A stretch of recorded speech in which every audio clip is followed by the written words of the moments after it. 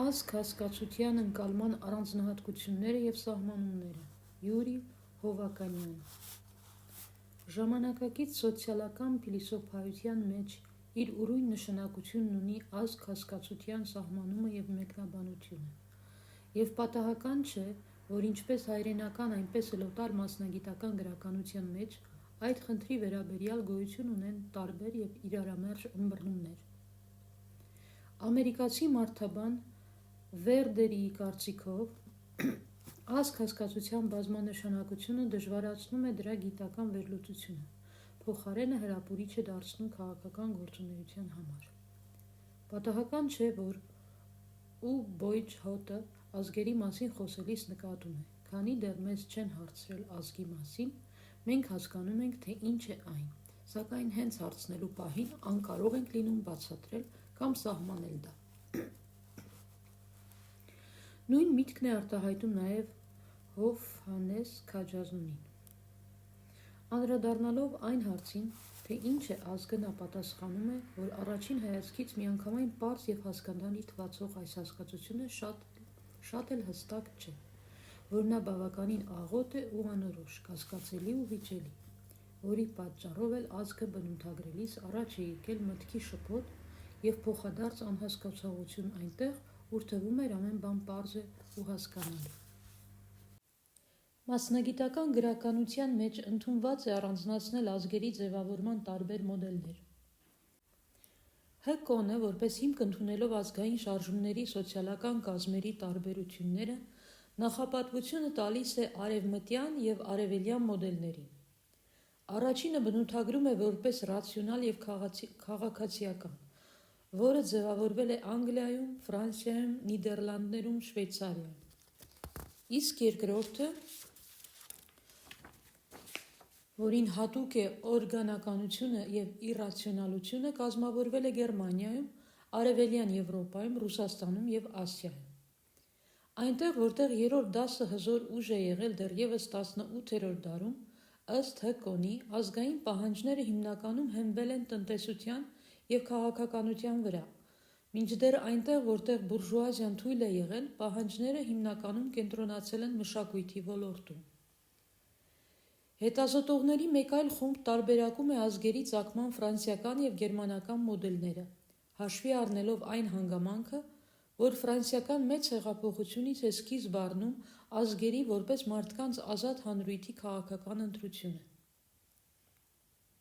Եթե մինչ այդ ազգ հասկացությունը նշանակել է համմերկրացի, միևնույն տեղանքի բնակիչ, ապա ֆրանսիական բուրժուական մեծ հեղափոխության դարաշրջանում և հատկապես դրանից հետո ձեռք բերեց միանգամայն այլ իմաստ՝ երկրի լիիրավ և պատասխանատու քաղաքացիների քաղաքական միավորում կամ ապա միեսի բնութագրությամբ միևնույն օրենքին ենթարկվող և միևնույն օրենսդրական ընտրովի պետական մարմինը ներկայացնող անհատների ամբողջություն։ Այս տեսակետի հետևորդների թիվը բավականին մեծ է Հոբսբաում, Սմիթ, Անդերսոն և ուրիշներ։ Երկրորդ ըմբռնման հեղինակներն են Հերդերը և 19-րդ դարի գերմանական ռոմանտիկները, որոնց պատկերացմամբ ազգն արտահայտում է ժողովրդական ոգին, հենվում է ընդհանուր ծագումնաբանության և մշակույթի վրա։ Ազգերի ծագման քաղաքացիական կամ ֆրանսիական հայեցակարգը ազգը ներկայացնում է որպես քաղաքացիական համակեցություն և հենվում է տարածքային ընդհանրության վրա, համաձայն որի ազգն այն բնակչությունն է, որ ունի ընդհանուր անուն, տիրապետում է պատմական որոշակի տարածքի, ընդհանուր առասպելների և պատմական հիշողության, ունի ընդհանուր տնտեսություն, ընդհանուր մշակույթ, իրավունքներ և պարտականություններ։ Այս հայեցակարգը համապատասխանում է արևմտյան ըմբռնումներին և պատահական չէ, որ մարքսիստական սահմանումը նույնպես հիմնականում հենվում է հենց այս գործոնների վրա։ Մյուս հայեցակարգը, որն ընդունված է անվանել էթնիկական կամ էթնոմշակութային (գերմանականը), կապված է ռոմանտիզմի հետ և ազգը դիտում է որպես ոգու օրգանական միասնություն, որը հենվում է ընդհանուր ծագումնաբանության։ Այստեղից էլ բազմաթիվ ժողովուրդների մոտ պահպանված նախահոր առասպելը էթնիկ ինքնագիտակցության, որը կարող է որոշ ժամանակ նաև ննջել, բայց եւ արթնանալ ինչ-որ ժամանակ, որոշակի մշակութային կայուն պաշարի եւ լեզվի ընդհանրության վրա։ Ժամանակակից փիլիսոփայական գրականության մեջ առանձնացվում են ազգերի եւ ազգային հիմնախնդիրների ըմբռնման երկու հակադիր մոտեցումներ՝ պրիմորդիալիստական (անգլերեն primordial) նախաստեղծ, նախասկզբնական, հնամենի եւ մոդեռնիստական (լատիներեն modernus, անգլերեն modernity) ժամանակակից։ Ռուսական մասնագիտական գրականության մեջ մոդեռնիստականի փոխարեն ավելի հաճախ օգտագործվում է կոնստրուկտիվիստական (լատիներեն constructivus) կառուցվածք նախագծում ձևը։ Սմիթը պրիմորդիալիստական ըմբռնման տեսանկյունից ազգը բնութագրում է որպես a. քաղաքականացված էթնոմշակութային հանրույթ, որին հատուկ է ընդհանուր ծագումնաբանությունը, հավերժությունը, այսինքն ազգերի արմատները հասնում են հազարամյակների խորքը, անբաժանելի կապվածությունը պատմական հայրենիքին։ B. հասարակ ժողովրդի միավորում, որն արտացոլում է նրա պահանջմունքները և ակնկալիքները։ G. գոյության ձև, որոշակի հատկությունների ամբողջություն։ D. միասնական կամքով, բնավորությամբ և հատկանիշներով օժտված հանրույթ։ Է. նախնիներին և նրանց մշակույթին ժառանգականորեն կապված ամբողջություն։ Մինչդեռ համաձայն մոդեռնիստական ըմբռնման ազգը a. տարածքային քաղաքական հանրույթ է, b. ի հակադրություն պրիմորդիալիստական ըմբռնման միանգամայն նոր երևույթ է, հետևաբար չի եղել անցյալում և առաջացել է ժամանակակից պայմաններում, g. հասարակ ժողովրդի միավորում չէ, ինչպես ենթադրում են պրիմորդիալիստները, այլ ստեղծվել է նրա մի մասի վերնախավի կողմից։ D. գործունեության հնարավորություն է։ Է. բնութագրվում է բաժանվածությամբ, սոցիալական, կրոնական, գենդերային։ З. ազգային համերաշխությունը հենվում է հաղորդակցության և քաղաքացիության սկզբունքների վրա։ Ինչ վերաբերում է կոնստրուկտիվիզմին, ապա այն նույնպես մերժում է էթնիկականության գոյաբանական բնույթը, դրա օբյեկտիվ տրվածությունը և ազգը ներկայացնում է որպես մարդկային համոզմունքների, հակումների ամբողջություն։ Երկու մարդ պատկանում են միևնույն ազգին միայն և միայն այն դեպքում, երբ նրանցից յուրաքանչյուրն ընդունում է մյուսի պատկանելությունը տվյալ ազգին։ Հետևաբար, ազգ ստեղծում է մարդը, ազգերը մարդկային համոզմունքների, հակումների, կողմնակալության արդյունք են։ Հետևաբար, ազգայնականությունն է ծնում ազգեր և ոչ թե հակառակը, գրում է Գելդները։ Նրա տեսակետն է զարգացնում նաև V. Տիշկովը, ով համարվում է կոնստրուկտիվիստական ըմբռնման ռուսական դպրոցի ամենախոշոր ներկայացուցիչը։ Նրա կարծիքով ազգերը ազգայնական գաղափարախոսության արդյունք են և ծագում են այն պահից, երբ ազդեցիկ մարդկանց մի խումբ որոշում է, որ հենց այդպես պետք է լինի։ Անշուշտ, որոշ դեպքերում ազգերը կարող են հանդես գալ որպես ազգայնական գաղափարախոսության արդյունք, երբ հատկապես խոսքը ազգերի քաղաքական կամ կոնստրուկտիվիստական մոդելների մասին է։ Որպես հիմք ընդունելով ազգերի և ազգայնականության փոխհարաբերության այս մոդելները, ինչպես A. Թոյնբին, այնպես էլ E. Հոբսբաումը, փորձում են պատմականորեն հիմնավորել, որ ազգայնականության առկայության պայմաններում դիմաբաշխումներն ազգերի միջև դառնում են անխուսափելի։ Ընդ որում, երկուսի համար էլ որպես օրինակ է ծառայում հայ ժողովրդի պատմության ամենից ողբերգական շրջանը 1895-1922 թվականները։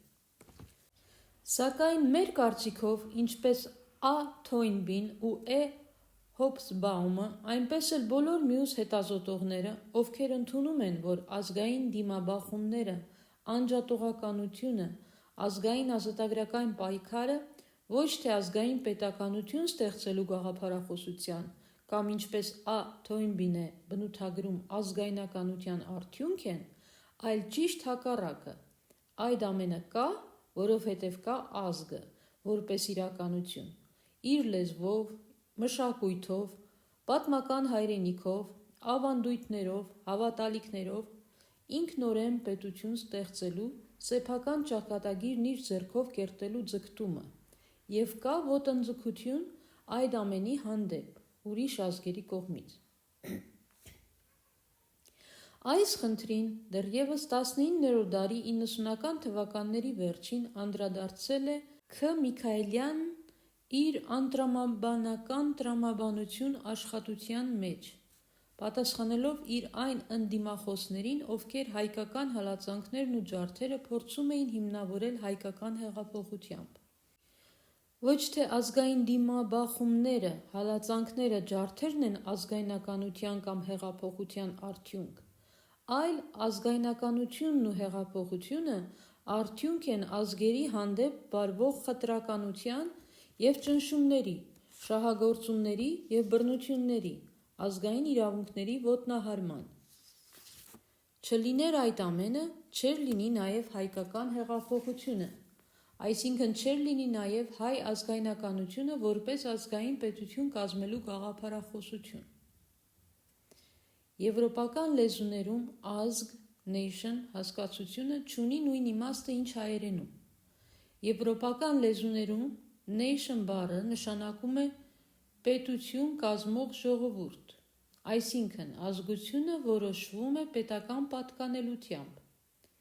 Բնականաբար եվրոպական ըմբռնմամբ հայ ազգը ձևավորվել է առաջին հանրապետության ստեղծման հետ, իսկ Ռուսաստանի կայսրության սահմաններում ապրող հայերը պարզապես Ռուսաստանի քաղաքացիներ են։ Օսմանյան կայսրության սահմաններում ապրողները տվյալ երկրի քաղաքացիներ։ Գաղափարների նման շփոթը, ըստ Քաջազնունու, բխում է այն սխալ ենթադրությունից, թե ամեն մի ազգ կազմում է մի առանձին պետություն, և ամեն մի պետություն կազմված է մի առանձին ազգից, այսինքն պետությունը ուրիշ բան չէ, քան կազմակերպված ազգ, և ազգը ուրիշ բան չէ, քան պետական միություն։ Նման ըմբռնումը չի համապատասխանում իրականությանը, որովհետև կան բազմաթիվ ազգեր, որոնք զրկված են անկախ պետականությունից, և կան բազմաթիվ պետություններ, որոնք բնակեցված են տարբեր ազգերով։ Կամ պատմական անցյալում ունենալով պետականություն, լեզու, մշակույթ և պետությանը հատուկ այլ ինստիտուտներ, ժամանակի և հանգամանքների բերումով զրկվել են պետականությունից, պահպանելով լեզուն, ինքնատիպ մշակույթը, ավանդույթները, առասպելները,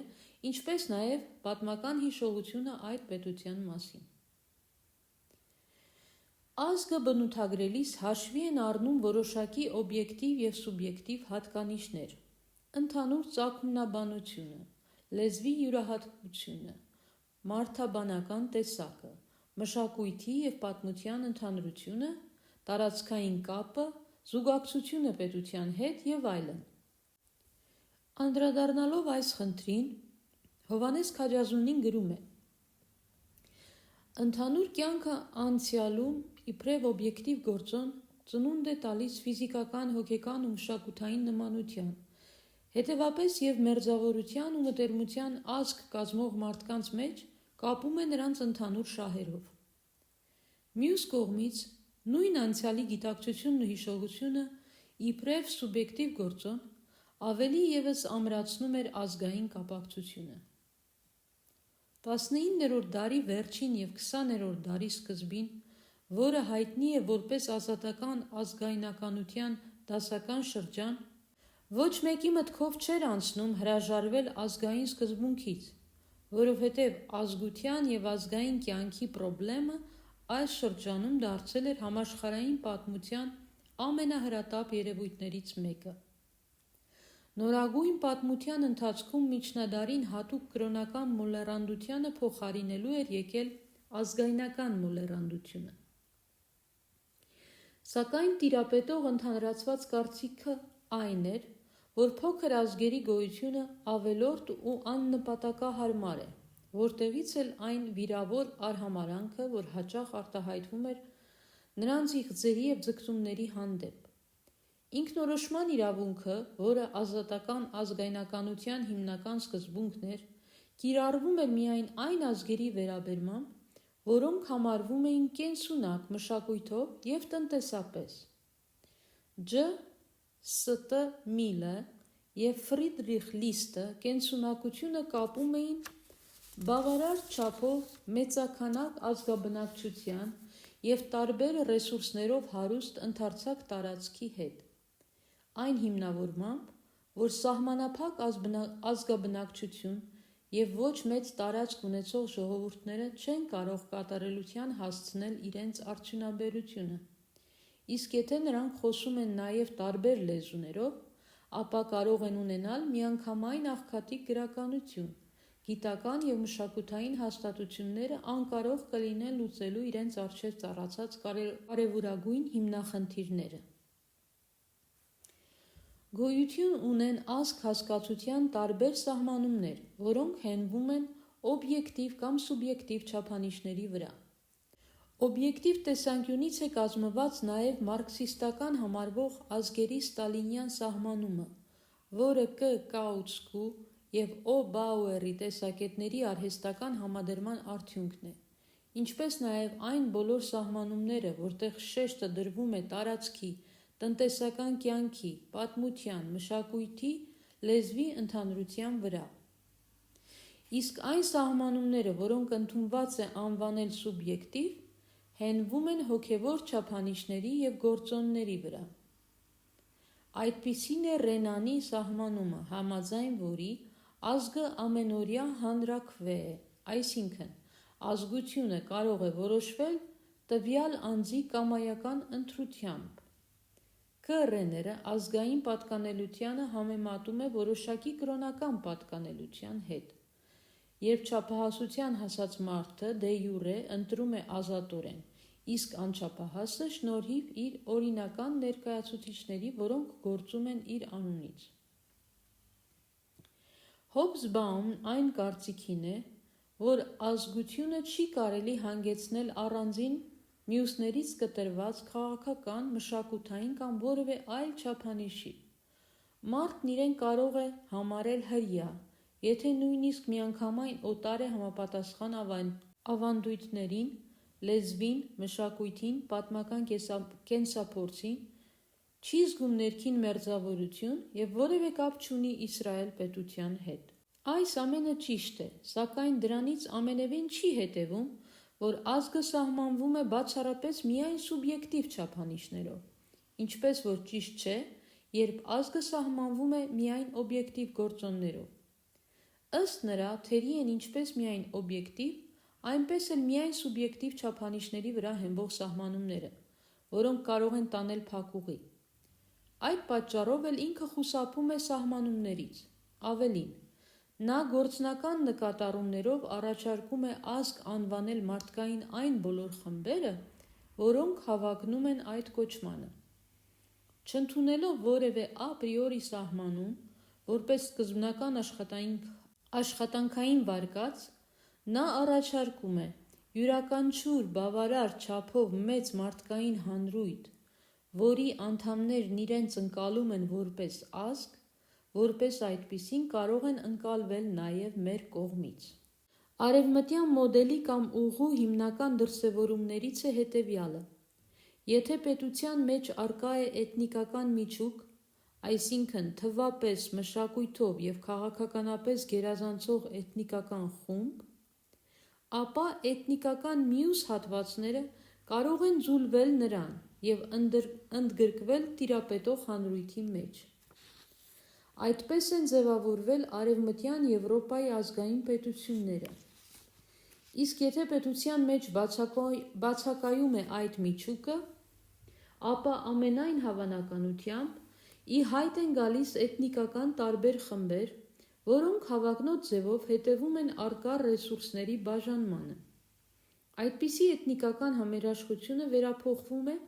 երբ տրոհված էթնիկական խմբերը միավորվում են միանգամայն նոր, մեկ այլ հանրույթի, քաղաքական ազգի մեջ, որի ստեղծմանն ուղղված ջանքերը վերածվում են ընդհանուր էթնիկական անցյալի պատմության որոնմանը, որը ըստ միասնական հերոսների և մշակութային ավանդույթների միավորում է երկրի ազգաբնակչությանը։ Առասպելները և ազգերի մասին հիշողությունը աշխատության մեջ S. Smith-ը անդրադառնալով այս խնդրին նկատում է, որ դա հեշտությամբ է հաջողվում, եթե պետությունը կարողանում է էթնիկական փոքրամասնություններին պարտադրել տիրապետող խմբակցության առասպելներն ու խորհրդանիշները։ Սակայն էթնիկ փոքրամասնությունները մեծ մասամբ չեն ցանկանում հրաժարվել իրենց առասպելներից և խորհրդանիշերից, և դա միանգամայն բնական է, որովհետև ազգային ինքնագիտակցությունը հնարավոր չէ պատկերացնել առասպելների և խորհրդանիշերի համակարգից դուրս։ Առասպելն իրական է ոչ թե իր բովանդակությամբ, այլ իրեն հատուկ կենտրոնացնող ուժով։ Նախահոր, ընդհանուր ծագումնաբանության, ոսկեդարի, անկումի և վերելքի, ապագա վերածննդի մասին եղած առասպելները կանոնավորություն են մտցնում նախասկզբնական քաոսի մեջ և մեծապես օժանդակում են հաղթահարելու պատմության սարսափը այն հիմնավորմամբ, որ ներկա անհաջողությունները հավերժական չեն։ Դրանց նախորդել է մշակութային և քաղաքական ծաղկումի շրջանը, ոսկեդարը, իսկ դա նշանակում է, որ ճգնաժամը կհաղթահարվի հավերժական վերադարձի սկզբունքի ուժով, և դրան անպայման փոխարինելու կգա քաղաքական և մշակութային վերելքի մի նոր ոսկեդար։ Դրա համար անհրաժեշտ է պահպանել հիշողությունը ոչ միայն նախնիների փառքի մասին, այլև հետևել նրանց դավանած բարոյական նորմերին։ Եվ քանի որ էթնիկ փոքրամասնությունները չեն ցանկանում հրաժարվել իրենց առասպելներից, խորհրդանիշերից, մշակութային ինքնատիպությունից և պատմությունից, ուստի բացառված չէ փոքրամասնության դիմադրությունը, որը չի բացառում ժամանակակից պայմաններում քաղաքական նոր ազգերի ձևավորման հնարավորությունը, որի մասին մենք խոսում ենք՝ կապված ազգայնականության խնդրի հետ։ Կայսերական նպատակներ հետապնդող ժողովուրդների շրջանում տիրապետող է այն տեսակետը, որ անհրաժեշտ է հրաժարվել ազգ հասկացությունից, հատկապես դրա էթնիկական ըմբռնումներից։ Այն բազմաթիվ հետևորդներ ունի ինչպես Արևմտյան Եվրոպայում և Ամերիկայում, այնպես էլ Ռուսաստանում։ Այդ տեսակետի վճռական կողմնակիցներից է E. Հոբսբաումը, S. Smith-ը, B. Անդերսոնը, ռուս հետազոտող V. Տիշկովը և ուրիշներ։ Վերջինս ոչ միայն մերժում է էթնոազգայնականությունը, ծագման, մշակույթի, լեզվի, ավանդույթների ընդհանրությունը, այլև իր աշխատություններում փորձում է ռուս ազգը ներկայացնել որպես քաղաքացիական խմբակցություն։ V. Տիշկովը, հետևելով B. Անդերսոնին, ազգը բնութագրում է որպես երևակայական կոլեկտիվ, воображаемый коллектив, համաքաղաքացիների խմբակցություն, сообщество сограждан, քաղաքական լոզունգ և զորահավաք միջոց, և ոչ թե որպես գիտական կատեգորիա։ Կազմված լինելով գրեթե միայն բացառություններից, վերապահություններից և հակասություններից,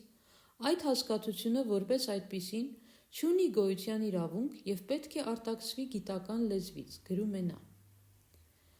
Անդրադառնալով Տիշկովի տեսակետին և միաժամանակ զորակցելով նրան,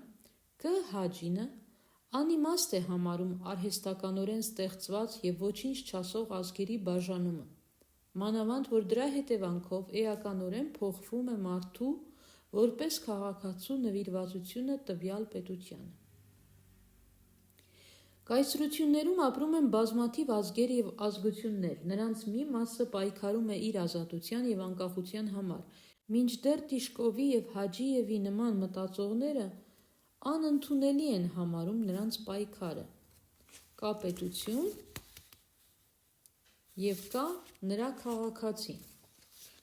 իր ընդհանուր խնդիրներով ու հոգսերով, բազմաբնույթ կապերով ու հարաբերություններով, նաև ընդհանուր շահերով ու նպատակներով, ընդհանուր բնավորությամբ ու ճակատագրով։ Այսպես են մտածում նրանք, և դա արդեն բավարար է։ Հետևաբար չկա լրացուցիչ հորինվածքների անհրաժեշտությունը, որոնք ավելի են բարդացնում կյանքը և պետության ներսում լրացուցիչ լարվածության առիթ դառնում։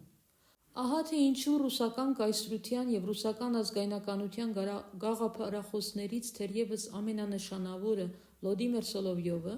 շատերի համար ազգային հարցը ընդունելի համարելով հանդերձ, մերժում էր դրա առկայությունը Ռուսաստանում։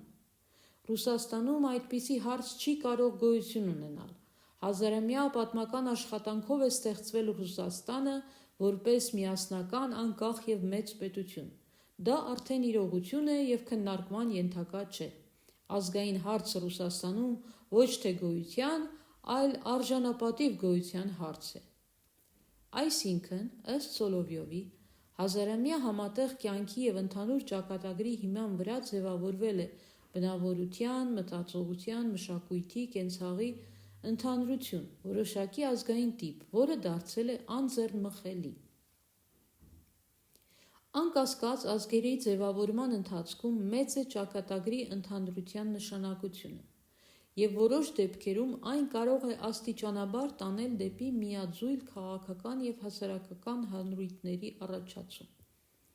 Սակայն, ինչպես ցույց է տալիս համաշխարհային պատմությունը, բազմաթիվ դեպքերում ճակատագրի ընդհանրությունը որոշիչ գործոն չի դառնում,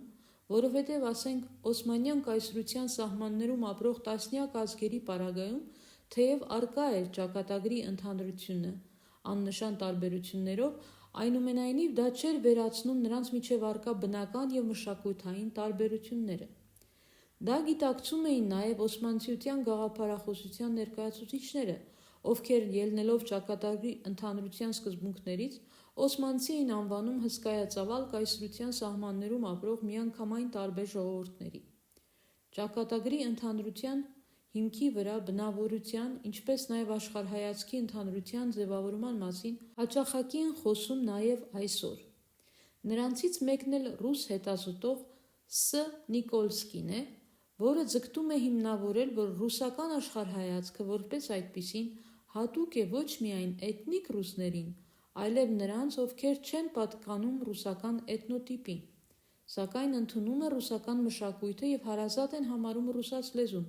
ինչպես նաև ընդունում են ուղղափառությունը և ոչ թե մահմեդականությունը կամ հուդայականությունը։ Անկասկած, միևնույն տնտեսական և քաղաքական համակարգում տարբեր ազգությունների երկարամյա համակեցությունը, որը ենթադրում է նաև ճակատագրի ընդհանրություն, աստիճանաբար կարող է ձևավորել կենցաղի, մտածելակերպի, մշակույթի, բնավորության, ինչպես նաև աշխարհայացքի ընդհանրություն։ Դրա ամենատիպական օրինակները Խորհրդային Միությունն ու Ամերիկայի Միացյալ Նահանգներն են։ Դա աստիճանաբար կարող է հանգեցնել էթնիկական փոքր և չպաշտպանված խմբերի ոչ միայն մերձեցմանը, այլև ձուլմանն ու անհետացմանը։ Սակայն սա գիտակցում են նաև տվյալ էթնիկ խմբերը, և քանի որ չեն ցանկանում ձուլվել մյուսներին, անկախ մշակույթների զարգացման մակարդակից, պայքարում են հանուն իրենց անկախության։ Ա. Զդրավամիսլովը, քննադատելով V. Տիշկովին այն բանի համար, որ վերջինս չի ընդունում ազգերի գոյությունը, և հետևելով B. Անդերսոնին, դրանք համարում է երևակայական հանրույթներ (imagined communities)։ Առաջ է քաշում ազգերի ռելյատիվիստական, այսինքն հարաբերապաշտական տեսությունը, որի կենտրոնական գաղափարը ազգային գիտակցությունն է, այսինքն ժողովրդի որպես որոշակի հանրույթի ինքնագիտակցումը, որով նա իրեն տարբերում է մյուսներից։ Ռուսները ռուսներ են միայն այն պատճառով, որ գոյություն ունեն գերմանացիներ, ֆրանսիացիներ, ամերիկացիներ և այլ ազգային էթնիկ խմբեր, որոնց հետ նրանք իրենց համեմատում են։ Սակայն սուբյեկտիվիզմի մեջ չմեղադրելու համար Զդրավամիսլովն ընդունում է ազգային ինքնագիտակցության օբյեկտիվ իրականությունը։ Զդրավամիսլովից գրեթե 30 տարի առաջ նույն գաղափարը զարգացնում էր Սիմոն Վրաթյանը, ընդունելով, որ ազգը և ազգությունը բնական երևույթ է, բնածին, ոչ թե ժամանակի և միջավայրի պայմանների հետևանքով ստեղծված։ Վրացյանը հիմնական ազդակը համարում է հոգեկանը, որ մարդկային այս կամ այն համախումբը դարձնում է ազգություն։ Ես հայ եմ, որովհետև ես գիտակցում եմ, որ հայ եմ։ Եթե ես հայկական գիտակցություն չունեմ, չեմ ընդունում, որ ես հայ եմ։ Կապված չեմ հայության հետ գիտակցությամբ։ Ինչ տեսակ պատմական անցյալ ունենամ, հայերեն խոսեմ, չգիտեմ նույն հայկական ցեղից ծագում առած լինեմ, միևնույն է ես հայ չեմ, քանի որ չունեմ հայկական այդ գիտակցությունը։ Ազգային գիտակցությունը և ազգային մշակույթը Վրացյանը նույնացնում է։ Միայն մշակույթն է որոշում մարդու պատկանելությունը այս կամ այն ազգին, գրում է նա։ Հետևաբար ազգերը ապրում են, քանի դեռ ապրում է նրանց մշակույթը և մեռնում են միայն այն ժամանակ, երբ մեռնում է նրանց մշակույթը։ Ուստի, եթե հայությունը կորցնի իր մշակույթը, կկորցնի իր ազգությունը, ուրիշ ազգությանը կմիանա, գրում է նա։ Պատմությունն այլ բան չէ, քան մշակույթների պայքար, իսկ մշակույթը պահպանելու համար անհրաժեշտ են մի շարք գործոններ, որոնցից առաջինը Վրացյանը համարում է հողը, որի վրա պետք է հավաքվի ազգը, պետք է ունենա իր հիմնական տունը։ Ուրիշի տներում, ուրիշի հողի վրա ապրելով, ազգը կորցնում է իր մշակութային հատկանիշները և աստիճանաբար տկարանում է։ Երկրորդ հիմնական գործոնը Վրացյանը համարում է հայրենիքի անհրաժեշտությունը, որովհետև անհայրենիք ազգերը դատապարտված են ոչնչացման և չեն կարող հավերժորեն ապրել։ Երրորդ հիմնական գործոնը նա համարում է պետությունը։ Միայն ազգային պետությունն է, որ պայմաններ է ստեղծում ազգային մշակույթի զարգացման, հետևաբար նաև ազգերի զարգացման համար։ Ազգերի առաջացման և զարգացման օրինաչափություններին վերաբերող տեսությունները, անկախ իրենց տարածաժամանակային դրսևորումներից, որոշակի ազդեցություն են ունեցել հայ փիլիսոփայական մտքի հետագա զարգացումների վրա։ Խորհրդահայ փիլիսոփայության մեջ, որտեղ տիրապետողը մարքսիստական սկզբունքներն էին, իշխում էր ազգերի ստալինյան սահմանումը, համաձայն որի ազգը մարդկանց պատմականորեն կազմավորված կայուն ընդհանրություն է, որ ծագել է լեզվի, տերիտորիայի, տնտեսական կյանքի և կուլտուրայի ընդհանրության մեջ դրսևորվող հոգեկան կերտվածքի բազայի ընդհանրության վրա։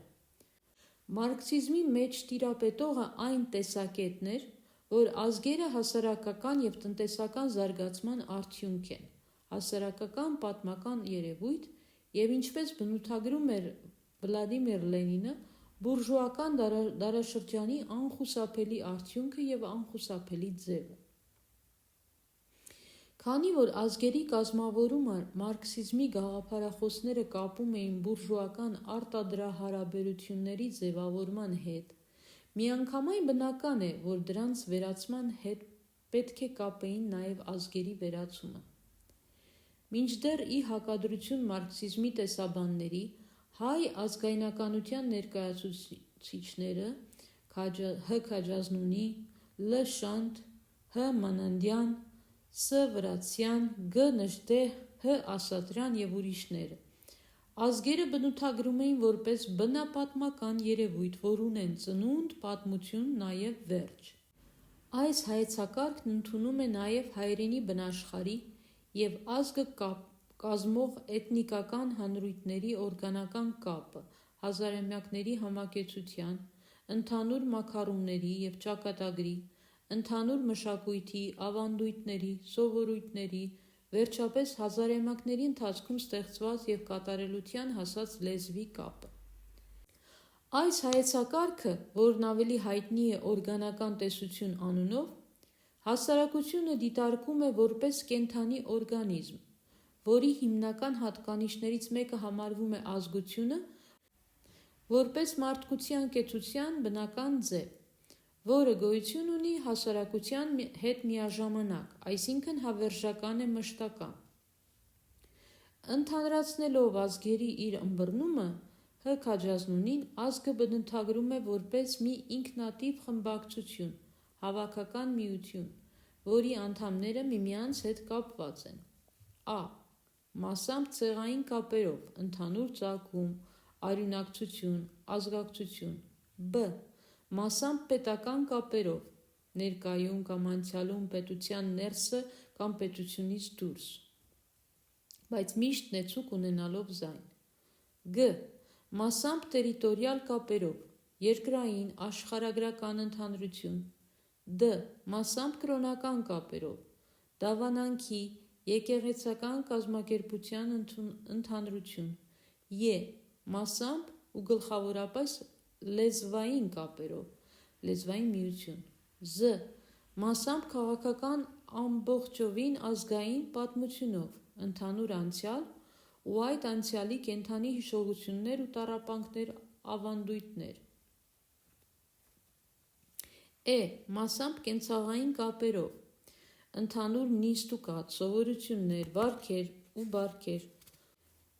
բարոյահասկացողություն ու իրավահասկացողություն, ընտանեկան և հանրային փոխհարաբերություններ։ Ամփոփելով իր ասելիքը նա գրում է. ազգը պատմամշակութային երևույթ է, ազգային միությունը պատմամշակութային կապակցություն։ Հետևաբար ազգերը և պետությունները առաջացել են միանցից անկախ, այլ խնդիր է, որ պետության առկայությունը կարող էր նաև արագացնել ազգակերտման գործընթացը, որքանով կարող էր օժանդակել ազգային լեզվի, մշակույթի, ավանդույթների, վարք ու բարքի, ընտանեկան և հանրային փոխհարաբերությունների զարգացմանը։ Դեռևս 1860-ականներին գերմանացի բանաստեղծ Ռ. Բեկը փորձում էր ապացուցել, որ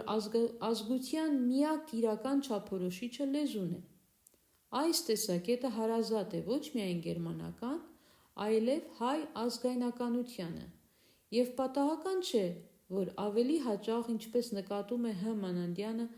ազգաբնակչությունը նշելու համար հայ պատմագիրները օգտագործել են հայաստանյայք, աշխարհն հայոց, երկիրն լեզվին Թորգոմյան աշխարհին ձևակերպումները միաժամանակ ավելացնելով, որ ինքը ազգ բառը գործածելու է միմիայն ծագումով, անցյալով ու լեզվով իրարից տարբերվող կուլտուրական խմբակցությունների համար։ Լեզվի դերը ազգերի ձևավորման ու կայացման գործում կարևորում են ազգայնականության գրեթե բոլոր ներկայացուցիչները։ Ընդգծելով տարբեր գործոնների, հատկապես կրոնի կարևորությունը,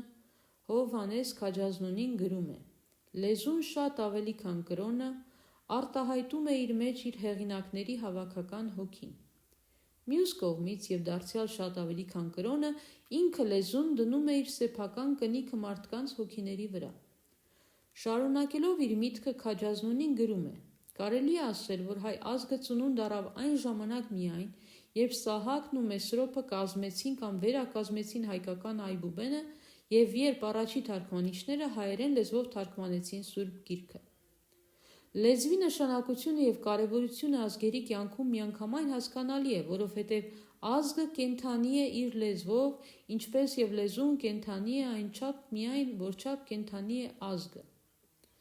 Լեզվի մահը ազգի մահն է, ինչպես և ազգի մահը լեզվի մահն է։ Լեզվի արժեքը հասկանալու համար բավական է հիշել, որ ազգային պայքարը ամենամեծ չափով լեզվային պայքար է, և պատահական չէ, որ երբ մի զորեղ ազգ ուզում է կլանել իրանից թույլերին, ամենից առաջ հարձակվում է լեզվի վրա, և երբ վտանգի ենթարկված ազգը ուզում է պաշտպանել իրան, ամենից առաջ պաշտպանում է լեզուն։ Անդրադառնալով այն երևույթին, որ Օսմանյան կայսրության մեջ երկար ժամանակ չէին ձգտում թրքացնել նվաճած ժողովուրդներին, Հովհաննես Քաջազնունին գրում է. «Թուրքերը սիրում են հիշեցնել պարծանքով, որ Օսմանյան կայսրության մեջ երբեք չի եղել պետական հալածանք ոչ թուրք լեզուների դեմ։ Փաստը մոտավորապես ճիշտ է, սակայն այդտեղ պարծենալու բան չկա, գրում է նա, որովհետև պատճառը եղել է ոչ թե թուրքերի վեհանձնությունը, համբերատարությունը և լայն ազատամտությունը, այլ պարզապես պետական տհասությունը։